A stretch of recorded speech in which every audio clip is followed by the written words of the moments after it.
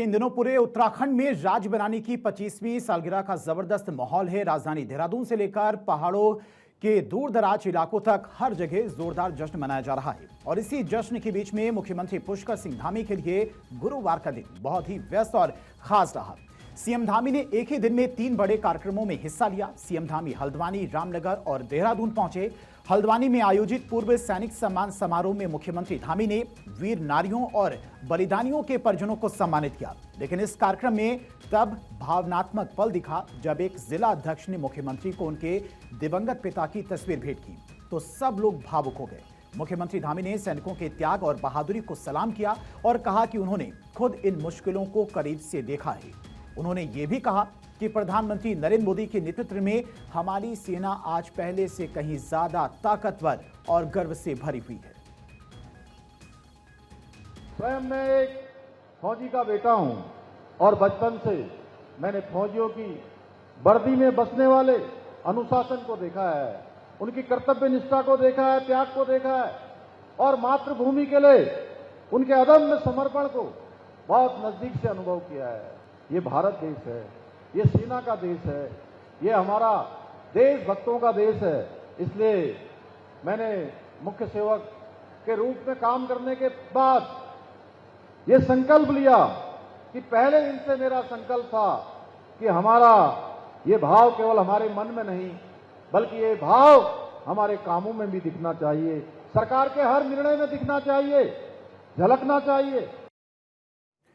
और इसके बाद मुख्यमंत्री रामनगर पहुंचे जहां पर जन वन महोत्सव जंगलों से जुड़ा उत्सव था। उन्होंने वहां वन और पर्यावरण से जुड़ी चीजें देखी और छात्रों के पोस्टर देखे। अपने भाषण में उन्होंने कहा कि जंगलों और जंगली जीवों को बचाना हमारी देवभूमि की संस्कृति का अहम हिस्सा है। सीएम धामी ने पर्यटकों से अपील की कि वे जंगल घूमने या धार्मिक जगहों पर जाते समय सफाई का खास ध्यान रखें, क्योंकि ये छोटी सी कोशिश भी पर्यावरण के लिए बड़ा योगदान होगी। मुख्यमंत्री धामी ने साफ कहा कि उत्तराखंड में विकास भी होगा और विरासत भी बचेगी।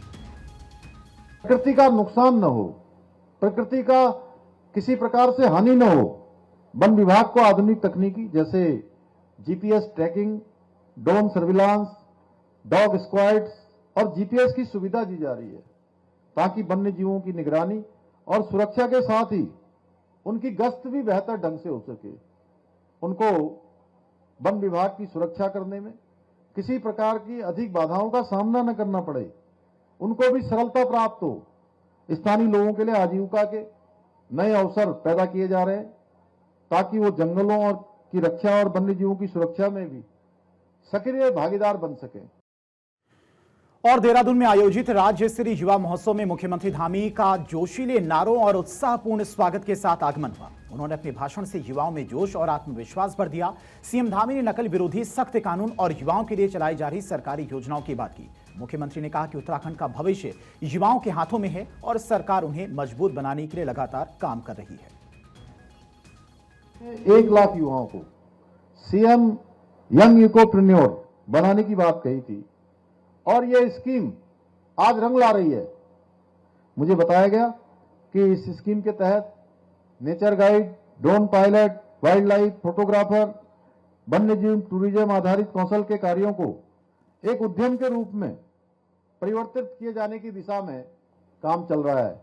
इसके साथ ही एक और जहां इको डेवलपमेंट कमेटियों के माध्यम से लोगों को आजीविका के अवसर मिल रहे हैं।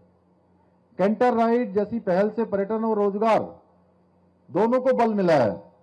इस सबके साथ साथ आज प्रदेश के प्रत्येक जिले में छात्रों के लिए इको क्लब के जरिए वन्य जीवों से संबंधित शैक्षिक यात्रा के आयोजन भी कराए जा रहे हैं।